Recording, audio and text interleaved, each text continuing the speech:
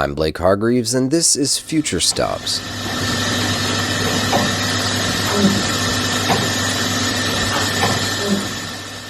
You're hearing the sound of the pumps that power the pipe organ at Union Chapel in London, England, one of the few remaining hydraulic organs left that can be powered by the pressure of water and gravity, and it's located in a church with an outstanding music program. Today on Future Stops, we talk to the music director of the organ at Union Chapel, Claire M. Singer, about what this instrument means to her, how its unique features have influenced her composing, and the community she helped build in order to sustain it. You could say her long and profound relationship with the pipe organ happened by accident.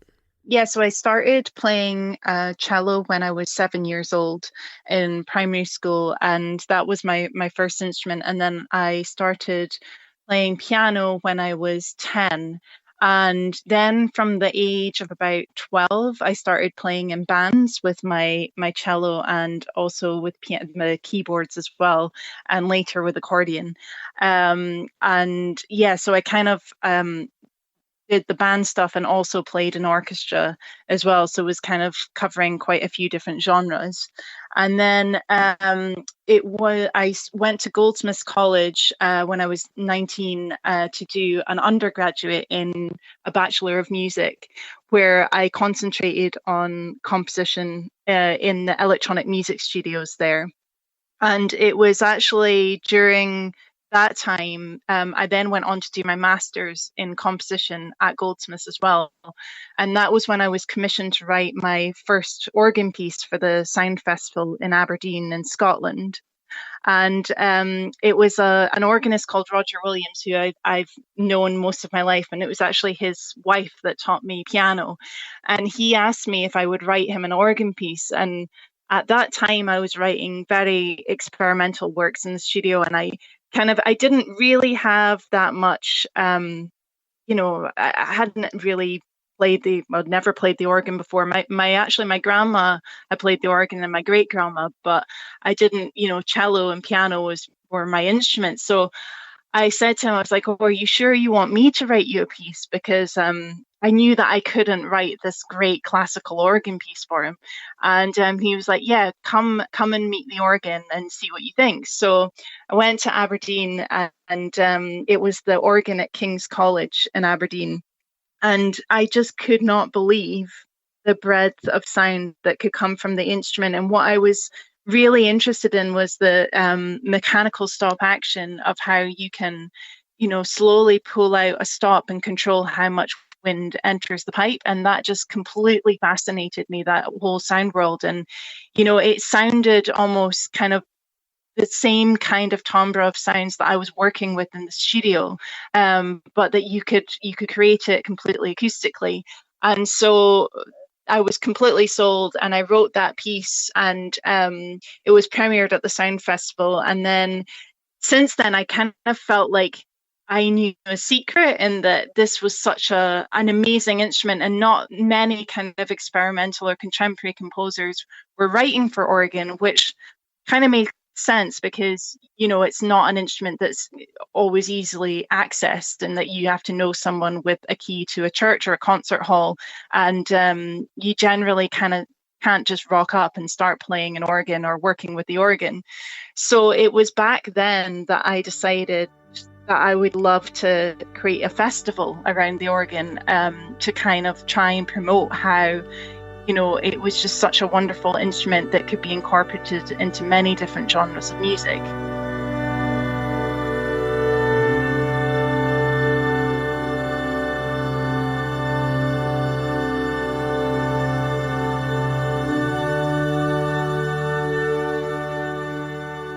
And then in 2012, there was a job that came up at Union Chapel for music director, because they had their organ, it was in the middle of being restored by the Heritage Lottery Fund, and they were looking for a music director to come in and basically start a program around the organ once it was fully restored.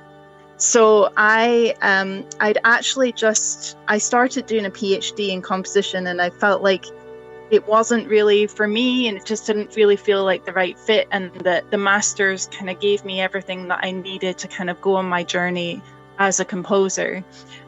So I kind of stopped with the PhD, and then this job came up and I went for it, and I got it, and then I basically had keys to this the most beautiful organ. And so I would basically sit every moment that I could and develop my own way of playing.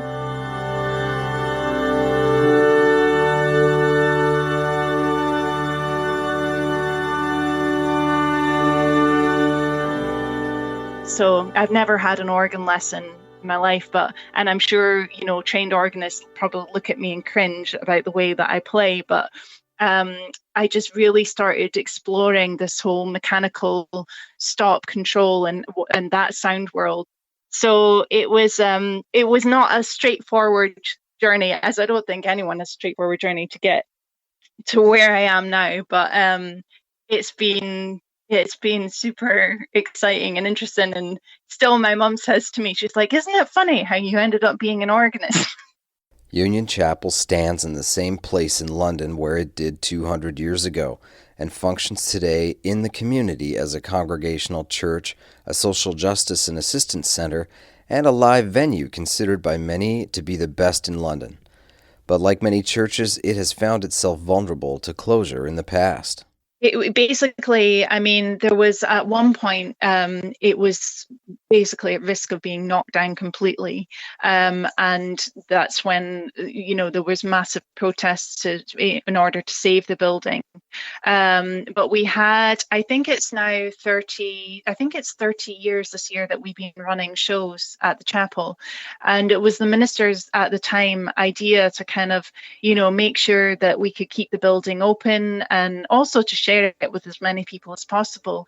And so it started as a concert venue, and since then has gained such a huge reputation as being one of the best places to play acoustic music, because usually we have kind of big acts that come to Union Chapel for a one-off special show, where they'll play more an unplugged set because the acoustics are just superb. And also the kind of the shape of the chapel, also it feels very intimate. Even although you have 800 to 900 people in there, it feels like a very intimate place to play even when it's full.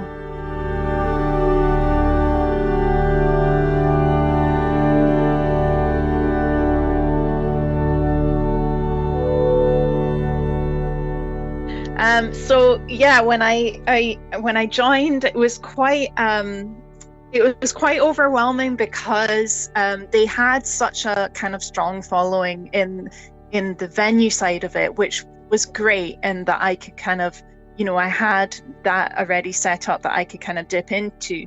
But because there had been no kind of regular organ concerts with the instrument, then I was basically starting from zero. And also, there'd be no kind of education stuff around the organ prior to me being there. So it really was kind of starting from a ground zero and building up. But that also made it hugely exciting because it was a completely blank slate, and I could kind of, basically kind of execute any ideas that I had pretty easily. So I wanted to kind of run a concert strand and an education strand hand in hand. And I also wanted to make sure that I was supporting composers, because obviously I'm a composer, and I still cherish that opportunity that I had to work with the organ when I was doing my master's, and I wanted to kind of create as many opportunities as I could to kind of share the instrument and extend the repertoire as much as possible. So the education program kind of went from the age of 7 right up to people and basically all ages. And so we run workshops for children around the organ in either acoustic composition, computer music composition, and the science of sound. And then we also have workshops in creative writing and physical theatre, which is also around the organ, because I also kind of I understand that there's people don't have some people don't have a lot of experience with organ, or when they think about the organ, they just think, no, I don't want to do that. So I was trying to think about different ways into getting people involved with the organ. So not necessarily just through straight organ playing or composition, but also looking at it a bit differently and doing physical theater using the organ, or doing creative writing. And so kids tend to come in from school, and then they'll do like 3 or 4 workshops all in one morning. So every single child that comes into the chapel has a chance to actually sit on the bench and play the organ, but also gets kind of all these other activities thrown in at the same time. And then we also have individual organ lessons. So we offer out organ lessons to 12 to 16-year-olds, and they are weekly during term time. And then we also have a university series, which kind of came as an inspiration from me doing my master's, and that we work with composition students at master's or PhD level. And then we team them up with an organist at the same level, and get them to write new works for the organ. And this results in a concert where they can record it to use for their portfolio for university. So that's kind of like the education side of things.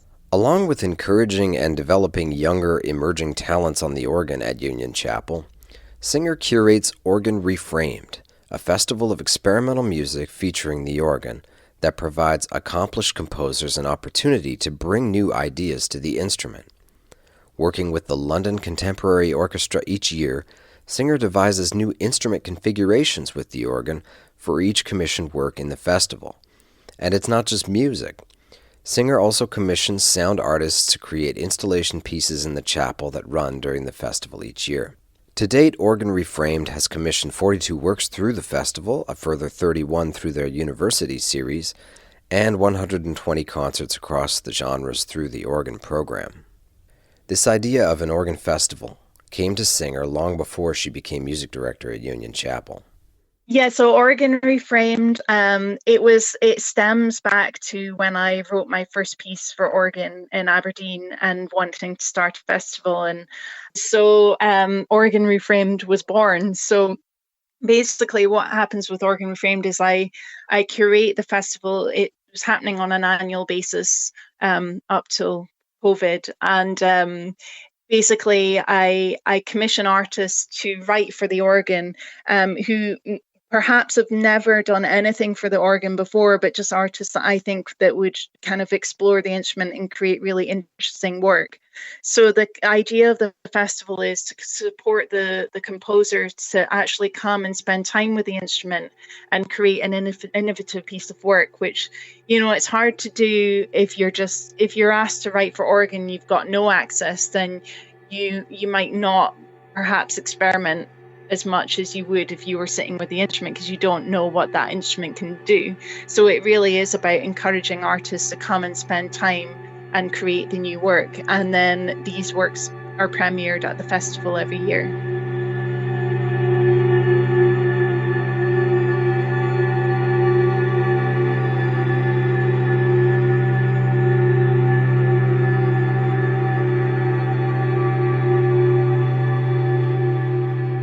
I'm really interested in making the concert strand as open as possible. So perhaps now people that are coming to Organ Reframed will come to a traditional organ recital or vice versa. So it's about really kind of mixing those audiences. And I think also once you get people in the door and listening to the organ, especially with Organ Reframed, I find that when I started that, it took me a long time to figure out what to call the festival, because I just thought, if I put organ in the title, are some people going to be put off and think that it's a very kind of straight festival, or should I not? And then I thought, well, no, I should. And I remember I went to a summer fair, and I was handing out flyers for Organ Reframed, and I was saying experimental organ festival, and like trying to hand them out. people were not taking the flyers. And no, I said Organ Festival. I didn't say experimental, and they weren't taking the flyers. And so then I just started saying experimental music festival, and then people started taking the flyers. So it kind of like showed that there was some kind of idea about the organ that kind of put people off coming. But if you frame it in a different way, then they come, and then they would be so surprised that the organ can do this, and that it can be incorporated into this kind of writing style. And I often kind of, in simple terms, sometimes say that it can be thought of as the world's first synthesizer, and that it can be incorporated into many different genres, and to not think of it as a straight classical instrument or a church instrument. It's got a lot more breadth to it, and that's what I'm trying to show with Organ Reframed. Another way Singer shows us the many possibilities of the pipe organ is through her own music. She has developed a compositional style nurtured on the organ at Union Chapel and shaped by the unique characteristics of this special instrument. Well, of course, that is a massive perk to the job, in that I have an organ that I can write on and that I know extremely well. And so I feel very, very lucky to have that opportunity. So yeah, I do most of my writing on the Henry Willis at Union Chapel. Sometimes with commissions, then sometimes commissions are for specific organs, and that is also, I think, like, it's a necessity for me, because obviously the organ at Union Chapel is of a particular style, and it has a particular sound. And I don't want all of my pieces to have that specific sound, so it's really exciting to work with other organs. But in terms of practicing and kind of getting down sketches, then it's a wonderful opportunity that I have to be able to go there whenever I like and write. And it's so nice being in that building by yourself, and I usually just have all the lights off and just the one light on at the console, and you can just get lost for hours and hours with the organ. And yeah, I feel very fortunate that I have that.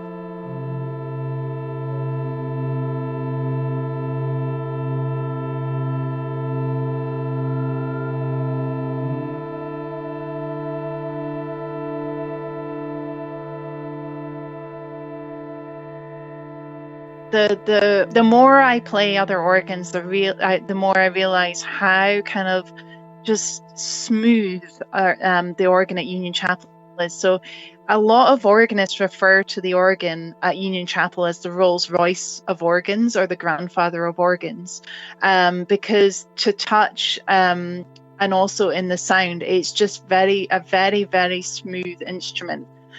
So there's no harshness whatsoever. It's like the perfect English gentleman is like how I like to describe the instrument. Whereas, I love working in Amsterdam with organs there, like and you get a very different quality, kind of like spiky. I mean, even the organ that I've worked with at the Queen Elizabeth Hall, which is a small Flentrop organ, and I refer to it as the Dutch punk, because it's got this really kind of spiky, quirky quality to it. And now I could never, in terms of writing new music, when I'm writing on the organ at Union Chapel, then they tend to be very kind of smooth, linear pieces. Whereas if I'm working with the Flentrop organ, then for sure you embrace the qualities of that organ in your writing, and kind of I'm always looking for the different quirks of each instrument and really kind of showing them to the best that I can, to kind of showcase that organ and show the interesting parts of it. And I think also when I approach the organ, because I'm not a trained organist and I'm coming to it more as a sound source as opposed to an instrument, probably from my kind of more experimental background of working in the electronic music studios as well, is more that not looking at the instrument conventionally, but looking at what interesting sound can I create from this, whether, it might be seen traditionally as right or wrong, what is interesting to me, and then really working with those sounds.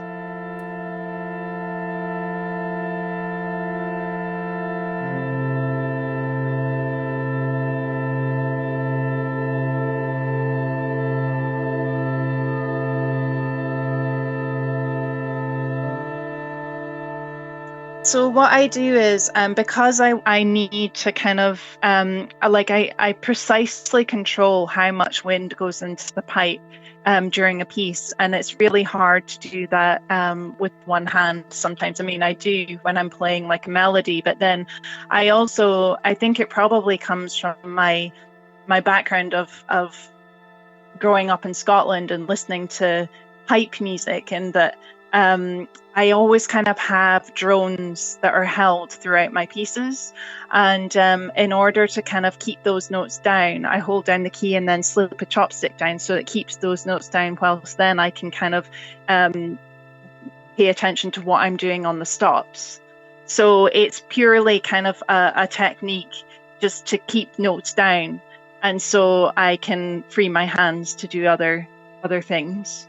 You might see me hands off the keyboards and playing 2 stops at the same time. So really kind of moving those stops as slow as possible. So yeah, sometimes my hands are completely off the keyboard, or sometimes, I'll be using my left hand to play a melody whilst I'm using my right hand to control how much wind is going through the pipes.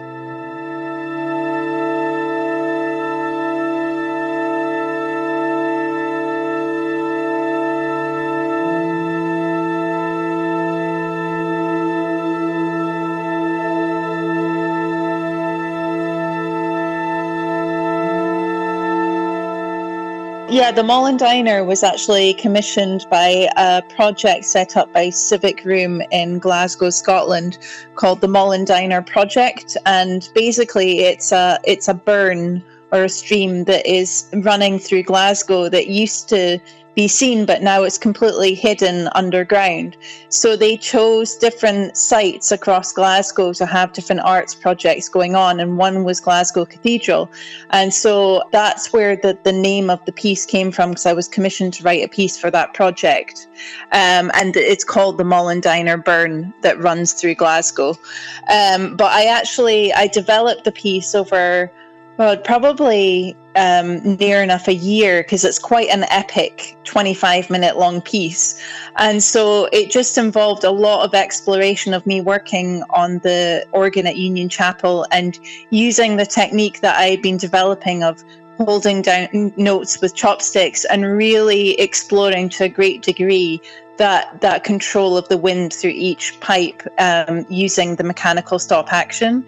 And so that's what you hear from the very first moment to the end, of me continually kind of manipulating the stops to create all of these beating patterns of the different pitches beating against each other, and really kind of exploring that over the 25 minutes.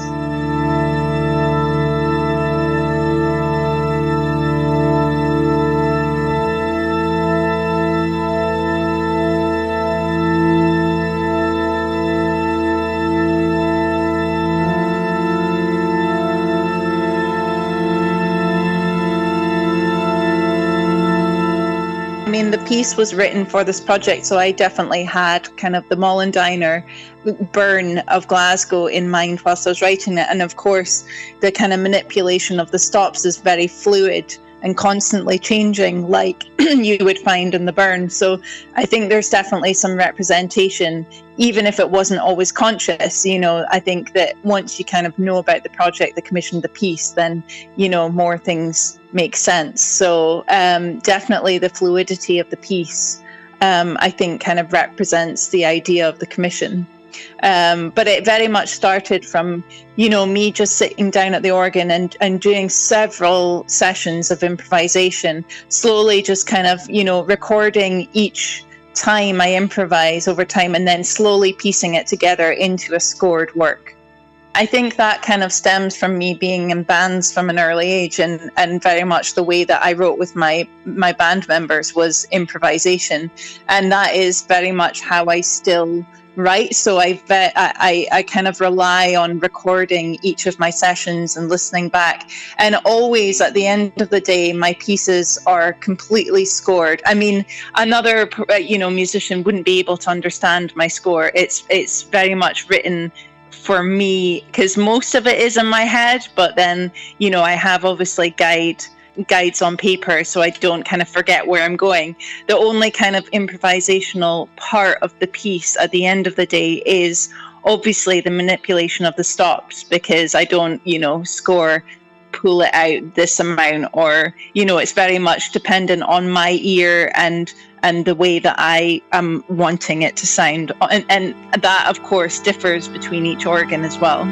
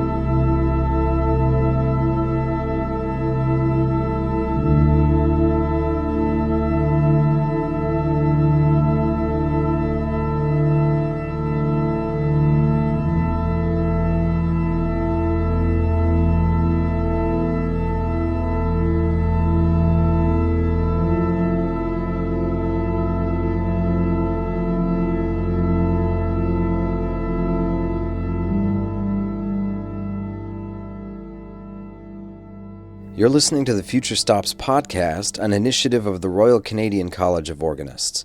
My name is Blake Hargreaves, and I'm your host as we explore the world of the 21st century organ.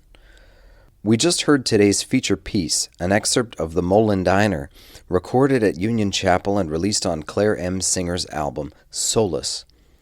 As a composer, having access to a pipe organ allows Singer to experiment and flourish in ways she otherwise could not have, and it's her goal to offer this same opportunity to artists of all backgrounds to help reimagine a future for the instrument. I think a lot of people's experience with the organ, having talked to many people about it, is that their only experience with the instrument is going to a wedding or a funeral and hearing the organ, or, in some cases, people have been going to classical events, and so they're a bit more open-minded. But a lot of people have only had the experience of going to a wedding or a funeral, so they don't then make that connection of the organ being something more than that. But I think that is changing, and I think there's a lot more artists now that are kind of showcasing it and showing that it can be, it's not a church instrument. And I think that will continue to grow for sure. And that's what I was saying earlier about the fact that there isn't so much access for composers. And so I'm trying to create that access, because the organ should not suffer because it's locked in a building. Every other instrument is kind of progressing with the times, and I think it's very important that the organ continues to do so as well. So we should be embracing what has come before, but we should also be supporting that journey to go further. Many churches are under threat, and with them go the organs built by their congregations. When one of these instruments is lost, it is not only a cultural loss of historic value, but it is also the loss of access to the incredible instrument, which is so devastating in the long run. Claire M. Singer never studied the organ, but because of access, she has been able to become a composer for the instrument and to offer the opportunity for other composers to have access to the instrument and try their hand at writing for it. It seems that the flexibility of this church, Union Chapel, in hosting live music of all sorts several nights a week, social services, and a comprehensive music program alongside its religious offerings, has succeeded in making a large and lasting impact in its community and in the music community at large, with the added benefit of keeping the church operating and preserving a historic instrument. It's an inspiring story that many in the church community who are looking at diminishing attendance and revenues should look at closely. We'd like to thank Claire M. Singer for joining us on Future Stops. If you'd like to hear more of the selections we played today, recorded on this rare and historic pipe organ, head to our Facebook and Instagram accounts for links to her albums and further info about Union Chapel. And if you're not subscribed to the Future Stops podcast and social accounts already, get on board. We are building a Future Stops nation, so please join us in making that a reality. Future Stops is a podcast from the Royal Canadian College of Organists, produced by Andrew O'Connor with Haley Raymond as community manager and executive producer Elizabeth Shannon. I'm your host, Blake Hargreaves. Thanks for listening.